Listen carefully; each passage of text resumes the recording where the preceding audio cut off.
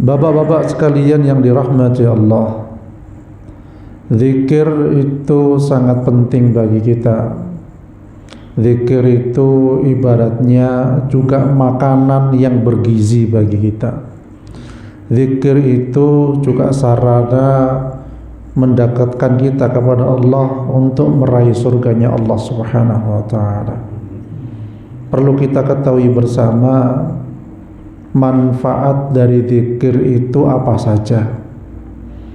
Yang pertama adalah memberikan ketenangan dan ketentraman hati.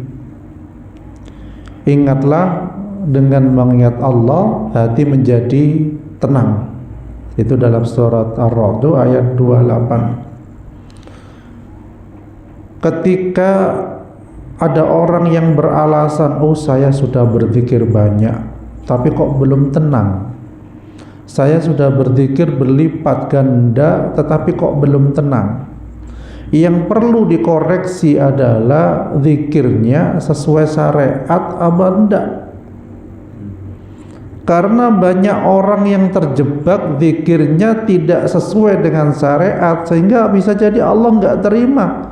Bukan mendapatkan ketenangan dari Allah, tetapi khawatir setan yang masuk dalam zikirnya karena di luar syariatnya Allah Subhanahu wa ta'ala. Ada seseorang mengamalkan amalan wiridan ribuan kali, puluhan ribu kali, tetapi dia di situ tidak ada syariatnya untuk menjalankan itu, dan tujuannya bahkan bukan tujuan mencapai keridhaan Allah, tetapi agar manusia tunduk padanya, agar manusia mau memberikan harta kepadanya dan lain-lain sebagainya dengan niatan bukan karena Allah, maka itu yang akan membuat zikirnya jauh dari rahmat Allah. Na'udzubillah min dzalik. Ya. Jadi malah itu bukan mendatangkan ketentraman, malah kegelisahan. Banyak ini yang kita temukan. Kamu dapat zikir dari mana, hei fulan? Oh, saya dikasih guru saya, tapi tidak ada dasar hadisnya, tidak dijalankan oleh Rasulullah sallallahu alaihi wasallam. Mana bisa membuat hati itu menjadi tenang? Zikir itu simple. Ketika itu sesuai dengan tuntunan Nabi kita Muhammad sallallahu alaihi wasallam, insya Allah akan mendatangkan ketenangan. Yang kedua, manfaat zikir itu adalah mendapatkan ampunan dan pahala yang besar. Tujuan kita zikir utama itu minta ampunan dari Allah Subhanahu wa ta'ala, dan juga meminta pahala yang besar dari Allah. Kalau Allah sudah memberikan pahala yang besar, ganjarannya adalah surga yang lebih baik daripada dunia seisinya. Sampai dikatakan dalam surah Al-Ahzab yang artinya orang-orang yang banyak berzikir kepada Allah, lelaki maupun perempuan, maka Allah sediakan untuk mereka ampunan dan pahala yang besar. Ya. Jadi zikir itu untuk kebaikan. Kita minta pada Allah diberikan petunjuk ke jalan yang benar, jalan yang diridhoi oleh Allah Subhanahu wa ta'ala. Ya. Lah kalau zikir saja yang benar, kadang niatan manusia masih terpeleset, apalagi kalau selain zikir kepada Allah, terutama dalam memperingati kemerdekaan ini. Kira-kira dalam memperingati kemerdekaan itu orang banyak zikir kepada Allah atau lalai kepada Allah? Betul apa enggak? Ya, banyak yang memperingati kemerdekaan sholatnya hilang dan habis subuh. Ya, jalannya mulai pagi sampai siang antrian, sampai zuhur baru jalan. Sholat zuhurnya hilang apa enggak? Ya, ada enggak ketika karnaval itu sholat ke masjid, mampir dulu ke masjid? Ada tapi langka, mungkin 1001. Ya, saya dulu ketika sekolah SMP mau diajak karnaval sama gurunya, Kartinian pada waktu itu. Saya tanya kepada guru agama, ya apa ini sholatnya nanti Pak?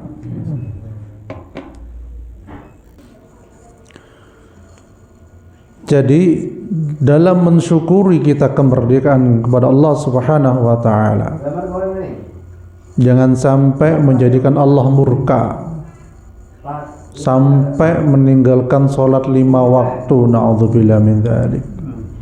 Itu adalah bentuk mengkufuri kemerdekaan, bukan mensyukuri kemerdekaan. Ya. Karena kita tahu bahwasanya perjuangan para pahlawan terdahulu di dalam memperjuangkan kemerdekaan kita, meninggalkan sholat apa enggak beliau? Tidak. Bahkan ketika beliau berperang tetap sholat, berperang tetap zikir pada Allah Subhanahu wa ta'ala, bukan meninggalkan sholat, bukan mengorbankan sholat. Itulah yang mereka lakukan. Jadi saya pernah berdialog dengan salah satu pejuang kemerdekaan, Hizbullah. Pada waktu itu beliau bergabung bersama Hizbullah. Beliau dari Semboro, ya, sering datang ke rumah saya bercerita, masya Allah. Ya, jadi radius kurang lebih 80 km ketika ada perang wajib jihad, kata beliau begitu. Dan yang berangkat ternyata orang-orang pilihan.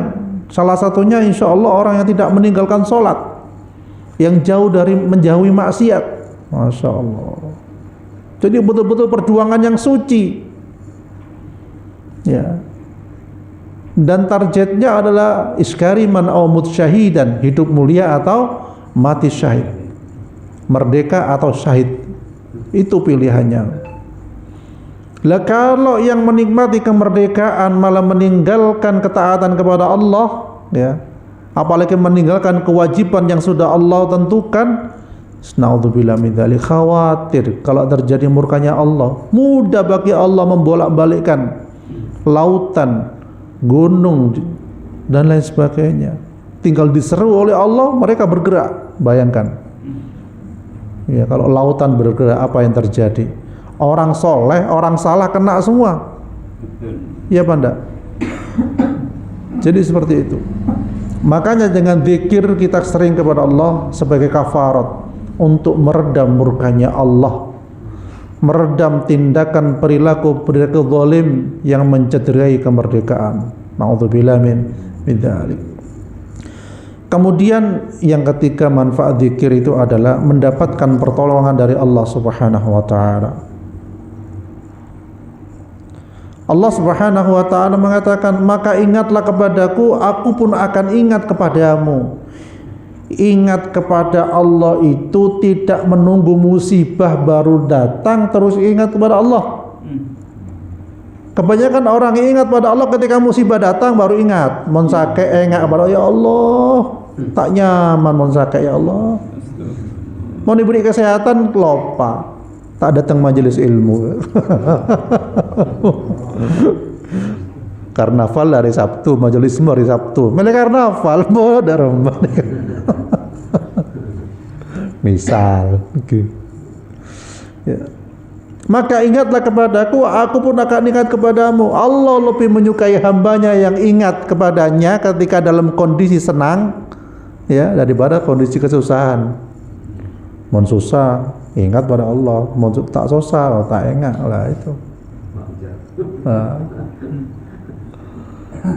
Kemudian yang keempat manfaat zikir itu adalah dilancarkan rizkinya, ya. Dalam surah Al-Jumu'ah ayat 10 disampaikan bahwa yang artinya carilah karunia Allah dan ingatlah Allah sebanyak-banyaknya agar kamu beruntung. Ya. Kita dianjurkan ingat pada Allah sebanyak-banyaknya agar beruntung. Zikir itu tidak ruwet, simple, istighfar sudah masuk, seneng itu Allah. Astagfirullahaladzim, astagfirullahaladzim. Ada orang yang punya utang, saya dengar dialognya Syekh itu, punya utang sekian ratus juta mungkin. Jadi beliau bingung harus bagaimana, disuruh ngamalkan zikir istighfar sekuatnya sudah. Di target pribadi dia itu satu hari 25.000 istighfar, target pribadi. Itu bukan target syariat, syariatnya tidak mengharuskan patokan jumlah, tapi itu adalah target pribadi, paham gak? Pribadi kita yang ukur, ya saya tak target lah, target pribadi bukan target syariat. Ya dia ke 25.000 sehari, alhamdulillah cepat lunas utangnya dalam jangka waktu nggak lama, 1 bulan, 2 bulan, 3 bulan paling. Itu. Jadi ketika kita punya musibah, mendapatkan musibah, itu mengingat dosa-dosa kita kepada Allah Subhanahu wa taala. Ya.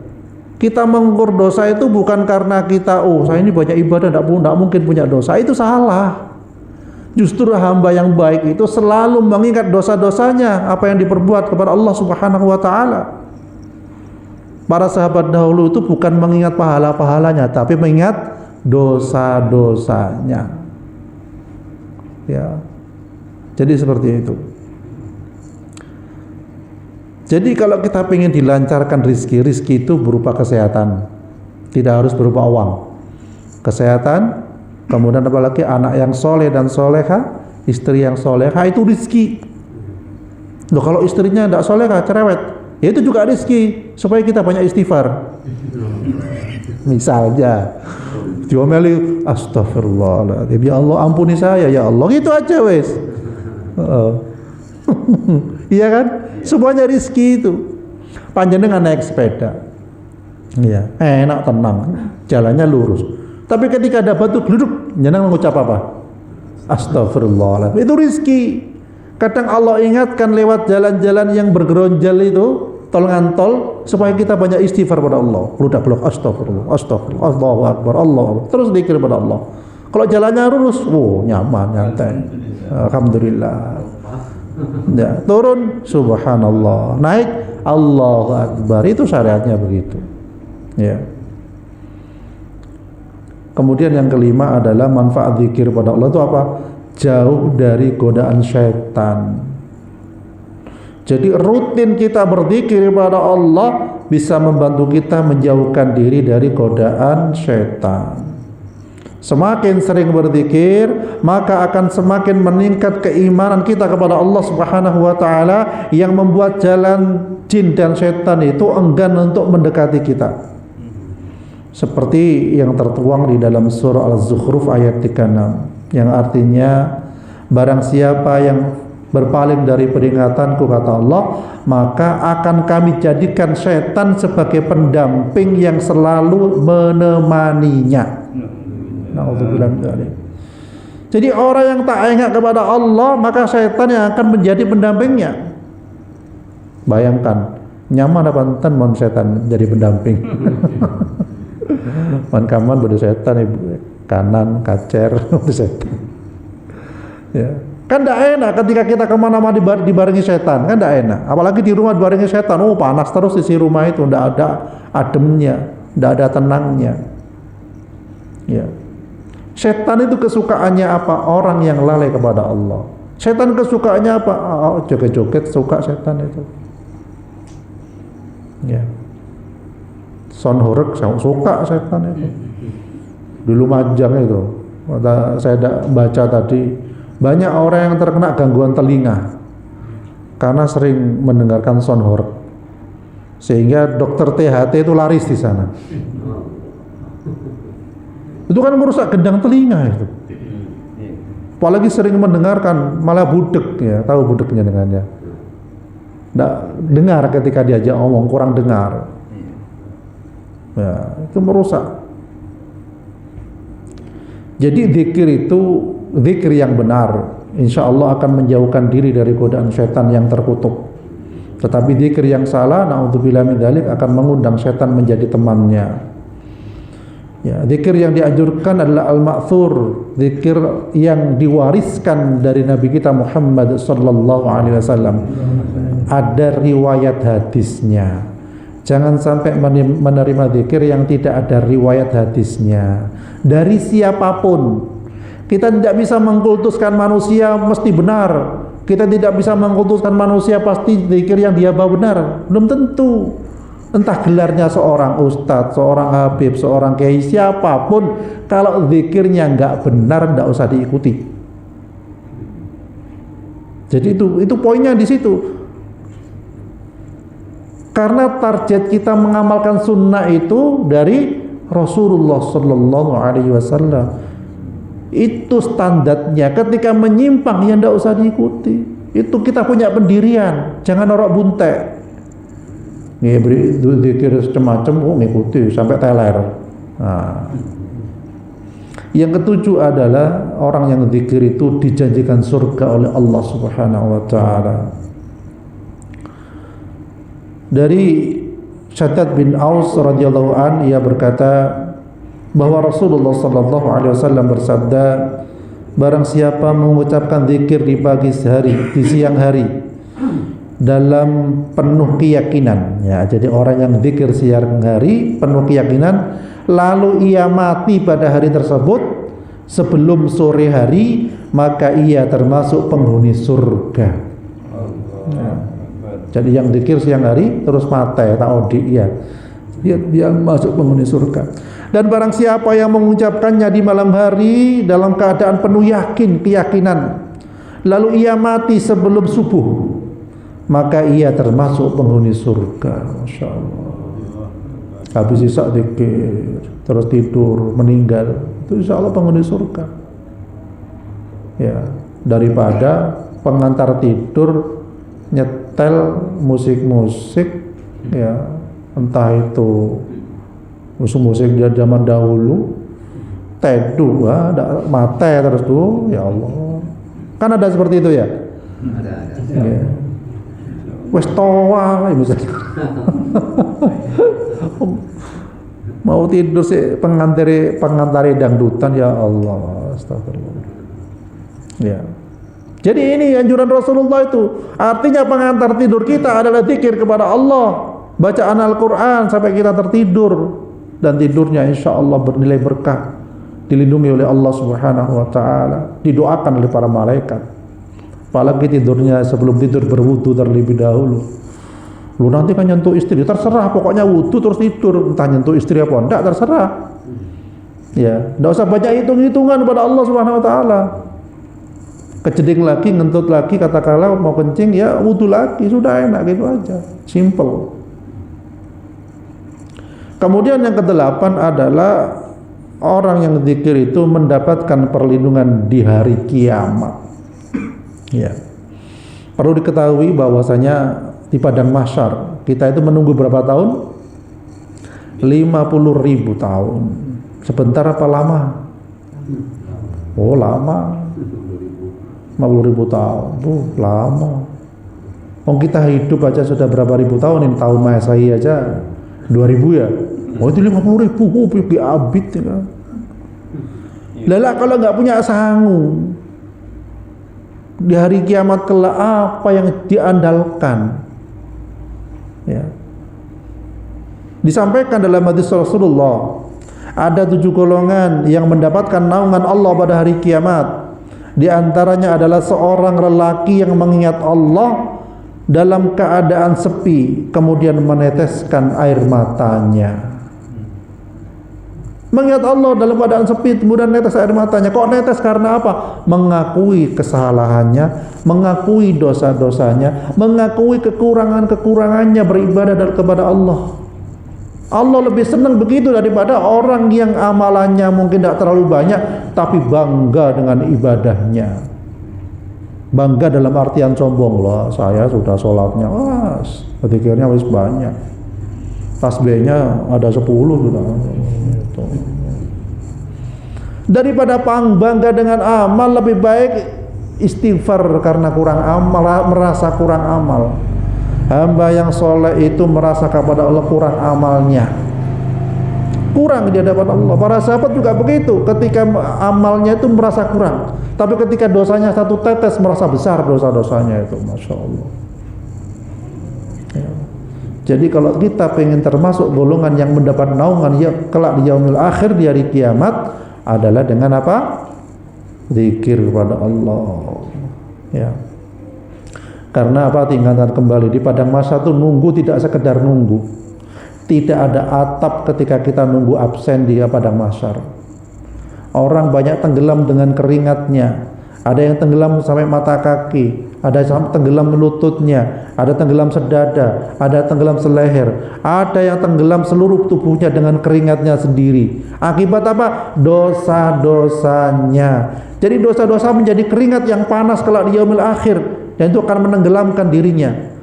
Saya bayangkan ya Allah, ketika kita ojeng di dunia saja, ya tak? Keringat banyak, basah tubuh kita, betah apa enggaknya?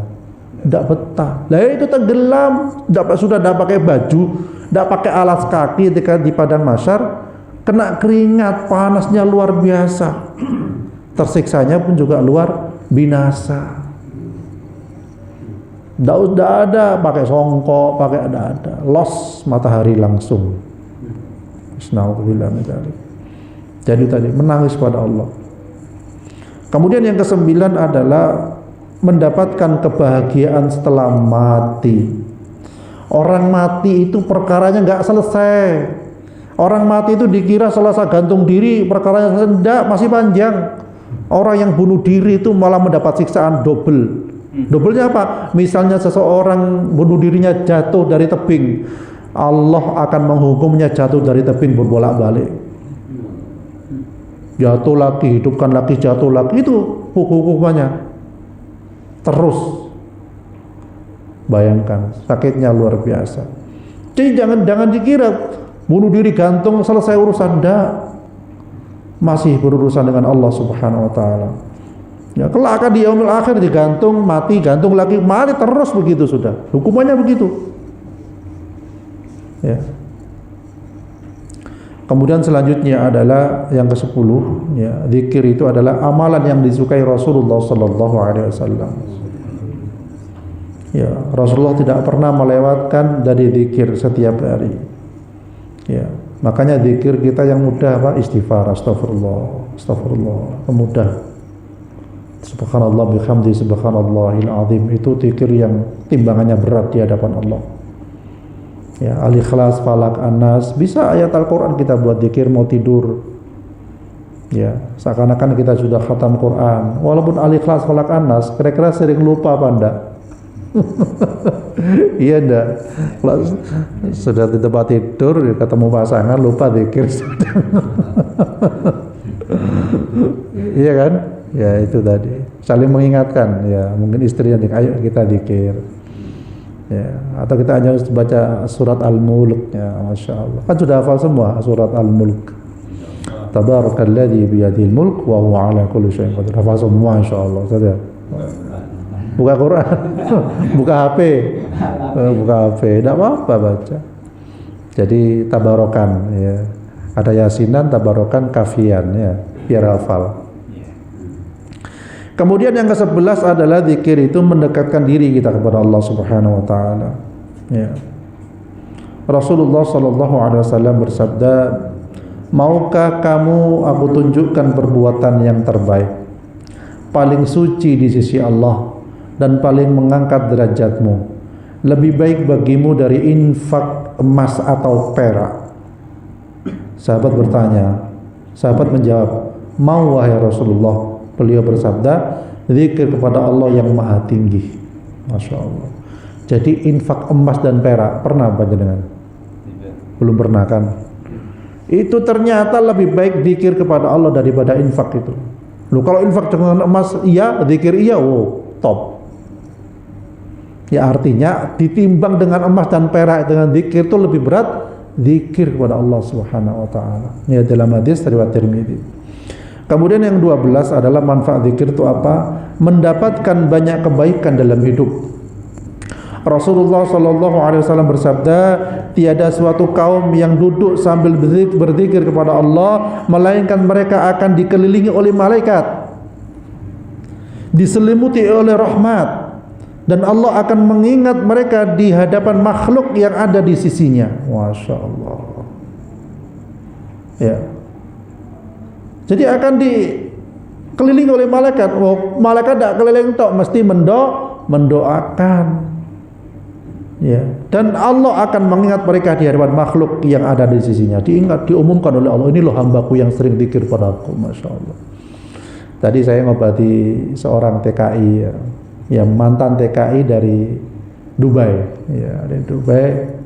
Beliau mengatakan sering ditelepon majikannya supaya datang lagi ke sana karena TKI yang lain nggak cocok sama dia. Ya, katanya masakannya enak, gitu, cocok sudah dengan anak-anaknya juga cocok. Suruh balik, tapi tidak mau dia. Tapi tiap bulan kadang masih dikirimi entah berapa juta, 1 juta atau 2 juta. Ya, itu dia cerita ketika ada istilahnya TKI yang bekerja di Dubai dan dia masak masakannya enak. Tamu-tamunya itu diumumkan, inilah saya, pembantu saya yang sudah masak enak, ini dia. Diumumkan, senang. Bahkan masakannya disedekahkan. Ya, saking senangnya itu tadi. Ya. Kenapa tidak mau balik, sudah capek katanya. Padahal gajinya lumayan, dihitung-hitung di sini masuk 15 juta per bulan. No. Kalau sama lebih kan ya, lebih kan, kalau empian lebih. Lebih kurang ya, lebih kurang. Ada 30 di sini. Oh di sana ya? Di sini apa di sana? Oh di sini, masya Allah. Bisa belajar saya ini kalau 30 ya. Kasih tahu ilmunya Pak. Ya. Jadi mendapatkan banyak kebaikan dalam hidup. Ya. Kemudian yang ke-13 adalah zikir itu membersihkan hati. Ya. Membersihkan hati kita dari apa? Dari iri dan dengki, dari lisan yang tajam, dari pikiran yang banyak buruk sangka, ya, dari perkataan yang tidak baik. Itu hasilnya zikir. Kalau orang yang mengaku zikirnya banyak, merasa amalan zikirnya sudah ribuan, puluhan ribu kali, bahkan ratusan kali, tetapi lisannya masih tajam, berarti zikirnya masih belum membekas dalam hatinya. Orang yang hatinya bersih, ya, paling tidak dia tidak akan banyak mengoreksi orang lain, tapi lebih banyak mengoreksi dirinya sendiri. Orang yang hatinya bersih tidak akan banyak menyalahkan orang lain, tetapi banyak menyalahkan diri sendiri. Orang yang hatinya bersih, pikirannya pun jernih, sehingga tidak banyak buruk sangka pada manusia, bahkan kepada Allah Subhanahu wa ta'ala. Saya ini mau nyalakan manusia, rugi saya. Apa untungnya saya nyalakan manusia, sedangkan dosa saya banyak? Itu orang yang hatinya bersih. Apa untungnya saya iri, dengki dengan manusia, bahkan dendam pada manusia, sedangkan amal-amal saya nanti saya pertanggungjawabkan di hadapan Allah sendirian. Iya Pak enggak? Ya, sampai di akhirat itu banyak orang menyesal. Karena apa? Banyak di akhirat orang menyesal karena banyak menilai orang lain, menilai tetangganya, menilai temannya, menilai siapapun, tapi dia lupa menilai dirinya sendiri. Menyesal di akhirat. Hasibu anfusakum qabla an tuhasabu. Hisablah dirimu sebelum kelak kau akan dihisab. Rugi kalau hidup ini hanya sebagai juri pada manusia tapi lupa juri pada dirinya sendiri. Hidup tuh rugi kalau pandai menilai manusia tapi goblok, naudzubillah min dzalik, menilai dirinya sendiri. Rugi hidup manusia pandai menilai orang lain tapi bodoh menilai dirinya sendiri, buta. Dirinya salah, diem aja, tidak dikoreksi. Ya Allah ampuni hambamu, jarang ngomong-ngomong hambamu, jarang minta maaf pada orang lain, bahkan orang lain harus minta maaf pada dia. Berarti zikirnya belum membekas dalam hatinya, dalam pikirannya, dalam jiwanya, karena zikirnya nggak pas, nggak sesuai dengan syariat yang dianjurkan Rasulullah SAW. Ilmu itu menjadi bernilai ketika akhlaknya semakin baik, lisannya, tutur katanya semakin menyejukkan. Ketika berteman banyak orang yang senang dalam artian karena ketaatan kepada Allah. Ya, ada nggak seperti itu? Masya Allah ada. Ya. Umroh berkali-kali, haji berkali-kali, tapi lisannya masih tajam. Ada? Naudzubillah, ada. Manusia itu menata hati, menata niat itu, masya Allah, godaannya besar. Ya, siapapun kena, bahkan saya pun juga bisa kena. Ya, jadi seperti itu. Kemudian yang ke-14 adalah, 14 adalah zikir itu menyehatkan otak. Ya, ada sebuah penelitian dari Universitas Washington yang dimuat dalam majalah Scientific Amerika edisi Desember 93 yang menyebutkan bahwa berzikir ternyata bisa mengaktifkan saraf-saraf di otak. Ya. Jadi sarafnya biar aktif. Jadi ketika zikir tenang, tidak usah banyak mikir. Astagfirullah, astagfirullah, astagfirullah. Jadi sarafnya itu bangun. Ya. Tapi kalau zikir masih mikir, udah mah kelakuan saya kasar, udah mas, tang sabu, udah makan, banyak tekos, salbut lah, tang kacu saya kasar, udah makan.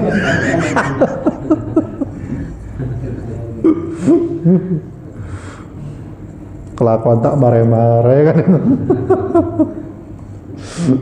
Ya. Jadi seperti itu. Kemudian zikir yang ke-15 yang terakhir adalah mengontrol diri dari emosi. Zikir yang benar itu mengontrol diri dari emosi. Jadi seorang hamba yang baik itu bisa mengontrol emosinya, kendalikan emosi. Karena emosi itu merugikan, emosi itu menyengsarakan, emosi itu menjadi beban dalam hidup. Emosi itu gampang dibarengi oleh setan. Emosi itu banyak yang menyesal karena habis emosi dia kok bisa begini saya. Rugi. Mendingan ketika emosi datang menahan diri dari amarah, dari lisan dan tulisan, dan kita lebih banyak zikir kepada Allah, tidak banyak menyalahkan orang lain tapi mengintrospeksi diri sendiri. Saya ini salah yang mana, dan istighfar pada Allah Subhanahu wa taala. Itu fungsi zikir. Kita bermajelis ilmu semakin sabar, semakin disayang Allah, itu bernilai daripada naudzubillah min dzalik orang yang mungkin sering pengajian sana kemari tetapi masih diiringi kesombongan, naudzubillah min dzalik. Ya, merasa dirinya sebagai pengikut seorang yang berwibawa, ya. Ngikuti aja sombong, ya. Jadi jangan sampai hal itu terjadi pada diri kita, naudzubillah min dzalik. Semakin dalam ilmunya semakin tunduk, semakin dalam ilmunya semakin tawadhu, semakin dalam ilmunya ya semakin banyak zikirnya, dia semakin malu kepada Allah Subhanahu wa taala. Ya, semakin malu pada Allah. Ya, dan semakin malu ketika disanjung oleh manusia. Ya Allah, astagfirullah. Khawatir enggak kenyataan saya kayak gitu, ya Allah. Ampuni hamba-Mu ya Allah. Karena sanjungan yang terlalu tinggi itu bisa menjatuhkan manusia. Tetapi kritikan yang introspeksi diri insya Allah menaikkan derajatnya di sisi Allah Subhanahu wa taala. Iya apa enggak? Mendingan dikritik tapi introspeksi diri dan bertaat kepada Allah daripada disanjung terlalu tinggi sampai jatuh dari gunung yang tinggi. Ancur tang cerak misalnya tuh kepalanya. Na'udzubillah min dzalik. Jadi seperti itu. Dan kita sebagai kepala keluarga di rumah berusaha untuk mengajak keluarga kita zikir kepada Allah, ingat pada Allah. Mulai saat ini, andai kata ada ucapan yang luput, ucapan yang tidak baik, ya, kepada saudara kita, kepada anak-anak kita, kita cabut ucapan itu. Karena ada cerita, seorang ibu-ibu, ya, waktu anaknya masih kecil, dia mengucapkan gini, karena saking jengkelnya ibu ini kepada anaknya, pecah kepalamu nanti, ngomong begitu. Akhirnya 10 tahun kemudian kurang lebihnya terjadilah kecelakaan anaknya dan kepalanya pecah. Karena dalam perjalanan kurang lebih 10 tahun itu si ibu lupa tidak mencabut omongannya. Kalau kita keceplosan mengatakan hal-hal yang tidak baik kepada siapapun, terutama kepada keluarga kita, kepada anak-anak kita, segera dicabut sekarang. Ya, caranya bagaimana bisa dilakukan? Mari kita tirukan bareng-bareng. Syahadat dulu yuk. Asyhadu an la ilaha illallah wa asyhadu anna Muhammadar Rasulullah. Asyhadu an la ilaha illallah wa asyhadu anna Muhammadar Rasulullah.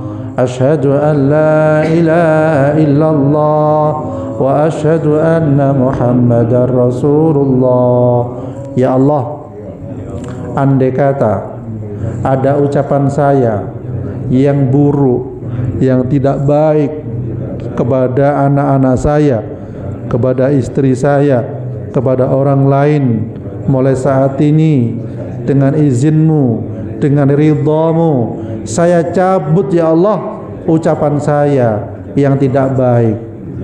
Tunjukkanlah hamba ya Allah ke jalan yang lurus, lisan yang lurus, lisan yang teduh, lisan yang tidak menyakitkan, lisan yang kembali kepada jalan-Mu ya Allah. Ampuni hamba-Mu ya Allah. Rabbana atina fid dunya hasanah wa fil akhirati hasanah wa qina adzabannar. Amin. Ya. Jadi kita cabut. Bisa dilakukan di rumah sendiri, silahkan. Keceplosan istighfar. Saya cabut ya Allah ucapan saya. Agar tidak menjadi kenyataan bagi keluarga kita, orang lain, bahkan anak kita sendiri. Ya, sampaikan kepada istri panjenengan, suruh nyabut kata-kata yang enggak baik. Pada pasangan, pada anak, ya. Tidak ada gunanya kita mengucapkan kata yang jelek sehingga menjadikan orang celaka. Lebih baik kita mendoakan yang baik sehingga dia selamat, kita pun ikut selamat. Sudah enak gitu aja, sudah. Ya, cukup ya. Ya, sudah 36 menit. Ya, semoga kita dilindungi oleh Allah, diberkahi oleh Allah, diberikan petunjuk jalan yang lurus ya. A'udzubillahi minasyaitonirrajim. Bismillahirrahmanirrahim. Alhamdulillahirabbil alamin. Allahumma innaka ta'lamu anna hadhihi al-qulub qad istamat ala muhabbatik wa taqat ala ta'atik wa tawahadat ala da'watik wa tawahadat ala nusrati syari'atik wa atiqillahumma rabitataha wa adimuddaha wa adiha subulaha amlaha binurika alladhi la yakhlu washrah suduraha bifayadil imani bik wa jamili tawakkuli alayhi wa ahyiha bima'rifatik wa amitha ala syahadati fi sabilik innaka ni'mal maula wa ni'man nasir. Rabbana atina fid dunya hasanah wa fil akhirati hasanah wa qina adzabannar. Wa sallallahu ala Muhammad wa ala alihi wasallam. Alhamdulillahirabbil alamin. Amin. Oh ya, saya lupa. Zikir ketika belum mendapatkan ketenangan, yang pertama karena suatu kesalahan, yang kedua zikir kita diiringi dengan sedekah. Ya, insya Allah itu juga akan menambah ketenangan. Kepada siapa? Orang yang terdekat dengan kita, saudara kita, tetangga kita, dan lain sebagainya. Ya, semoga dimudahkan oleh Allah Subhanahu Wa Taala. Subhanakallahumma hamdik, asyhadu an la ilaha illa anta, astaghfiruka wa atubu ilaik. Assalamualaikum warahmatullahi wabarakatuh.